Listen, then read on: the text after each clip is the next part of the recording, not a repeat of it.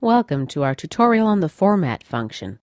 This function doesn't change the value, but it does change the way the value looks. Here the value for the first argument passes through the text box. The second argument here stores the format value.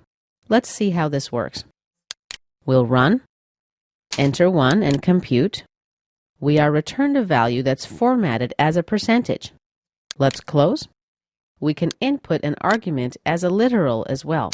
Let's say 0.57, compute, and once again, our return argument has a percentage formatting.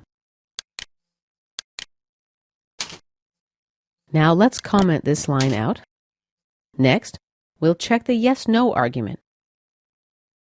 In this case, the return value is displayed as yes if the value of the constant is not 0. Let's enter 2 and compute.